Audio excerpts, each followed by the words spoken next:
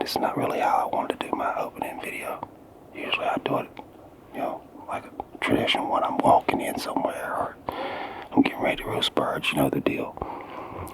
Well, I'm walking in about a mile to get to my spot, and there's a full moon, and so it's pretty bright out. And as I'm walking, turkeys gobble right above me. They must have gobbled to my footsteps. But I can see them in the tree. It's about 4 or 5 of them at least. I can hear drumming, so it must be a tom in a group. I just hope these guys that are back towards the parking don't come in on top of me. I've got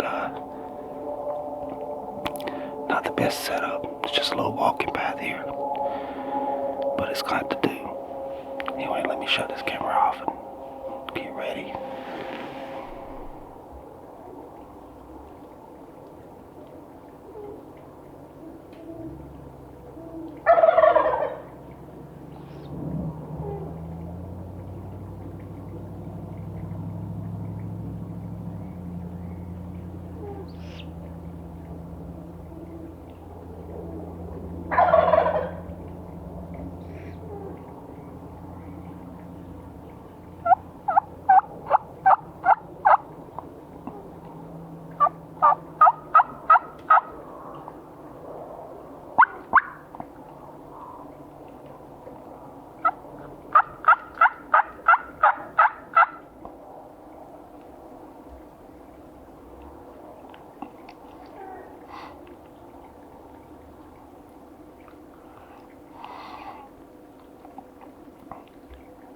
Those birds are almost in gun range, sitting in the tree. I'd never like being this close to turkeys in the tree, especially when there's no leaf cover.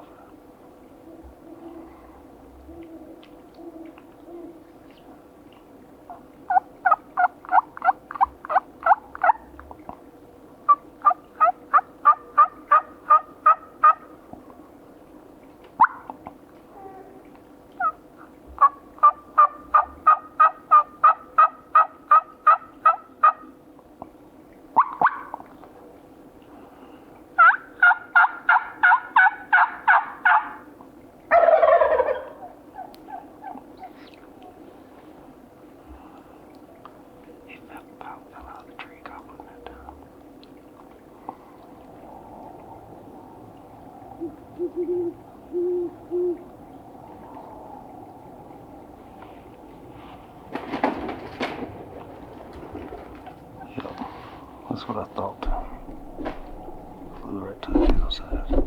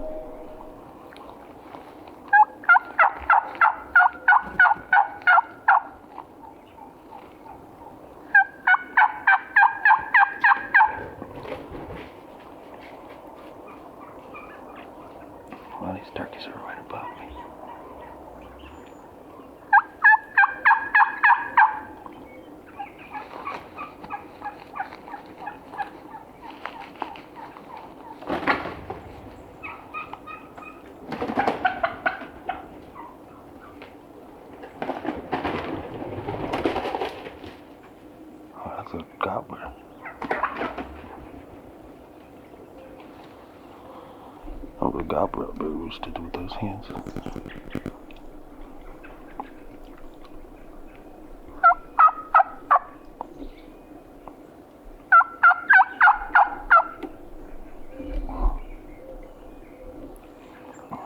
And of course, they're walking away from me. Kind of figured it would work out like that, just because I couldn't really pick my setup. I was walking down this path in front of me. The birds gobbled right there, so I just backed up and sat down. And I figured there was two options. And one, they're most likely going to pitch right there to the open prairie area there. And number two, I thought maybe there's a slight chance they'd pitch to the woods down to this little hill in front of me. Of course, they pitch out there to the open area. They waited till the sun got up. So my toes are numb. My hands would be numb, but I was able to slip in some hand warmers into my gloves when the turkeys weren't looking. I'm going to just watch them for a little bit and see what they do. I was coming down through here this morning on this little path. And as I was walking, the birds gobbled right over there in those trees. And I could see them in the skyline. I could see them up there in the trees roosted. I didn't know it, but there were some hens roosted right here. So I just backed up the path here and sat down at a tree about 10 yards behind me. And you guys saw how it unfolded. Now I'm going to slip up through here and see if I can figure out where these birds went. My original destination is much farther back in here. And I've never hunted it. I just wanted to see what's back there. Looks like some good habitat, some nice deep ravines and draws that might hold turkeys. So anyway, I'm going to slip up through here quietly and hopefully those birds are in a position I can see them first before they see me.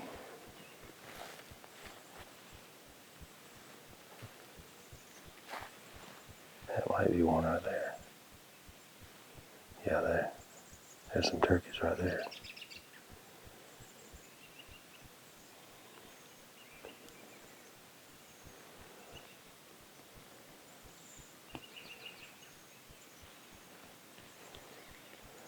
They're just out there loafing.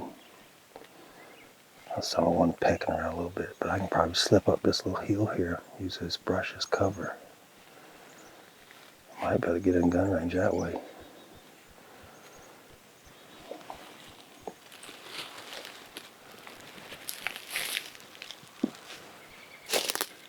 Started to move up the hill.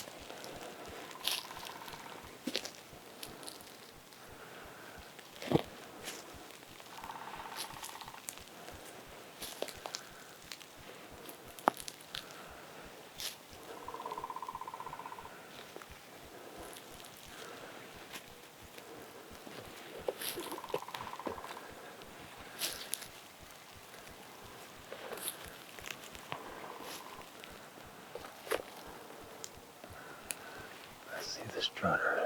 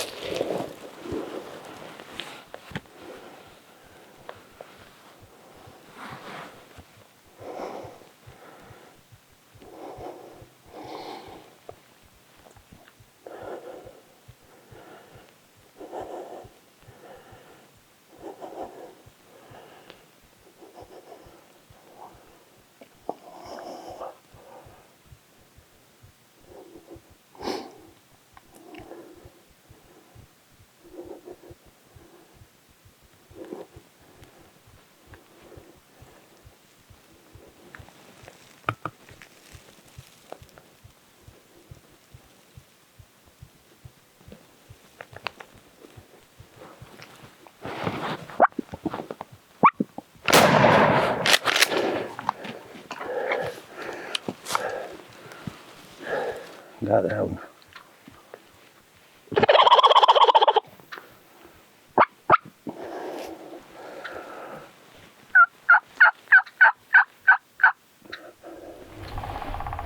Beautiful morning, sun glistening off those feathers. There's no wind today, which is great. It was just cold as can be. 17 degrees this morning. My fingers are about numb, and I think that's what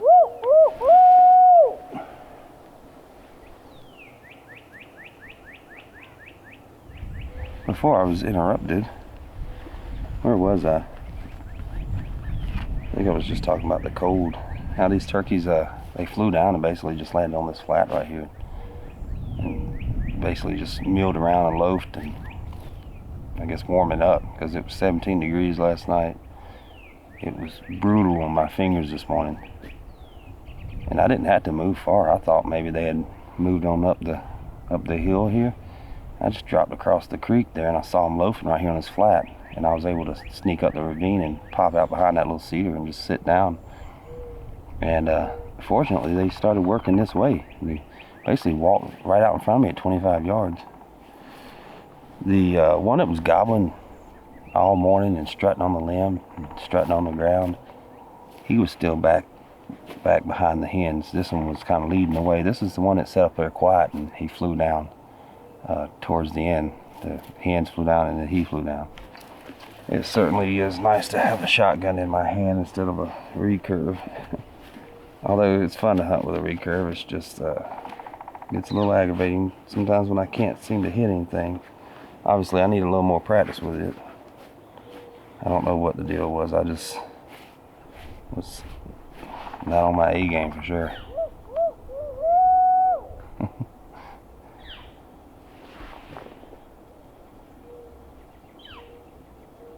He's just up there hooting away. Sounds like a young person. I got a few moments here, so I figured I'd go over my filming setup since I get asked that a lot lately, and I'll touch on my gun setup also briefly. I have 3 action cameras I use, and then I have a main camera, which I'm filming this with, and that's a Sony AX53. And I have it on a Manfrotto 290 Extra, I think is the name of the tripod that I use, the aluminum tripod. And I'll have a link to my gear list in the description of this video, so you can go find out the exact models and everything I use. But it's a Sony AX53, shoots in 4K, and then a Manfrotto tripod. For my 3 action cameras I use, I have a Insta360 1R 360 degree camera, and I have 2 of the DJI Osmo action cameras in 4K. For the Insta360, I have a 90 degree USB-C adapter here. That way the cord is not sticking out, it comes straight down out of the camera. And that's so when it stitches the 360, you don't see that cord sticking out. The Insta360 selfie stick here, it screws right into the bottom and allows me to extend it however long I need it. And I have these little ground spikes that screw right into the bottom also. I don't know who makes these, I don't recall, but like I said, it's in my gear list. And to run this camera, because the battery in it doesn't last very long, this thing uses a lot of power, I have one of these external power banks here. This is I think a 26,000 milliamp hour battery. It has 2 ports up here for running a USB cord, and this is like I can't remember if it's 4 foot or 6, I think it's 4 feet. 4 feet long USB-C cord, and I just plug it into the camera. I spin it around the stick so that when it stitches out the footage, you won't see the selfie stick. They call it an invisible stick, and so basically you don't see that. And as long as I keep the cord wrapped tight around the stick, you won't see the cord either.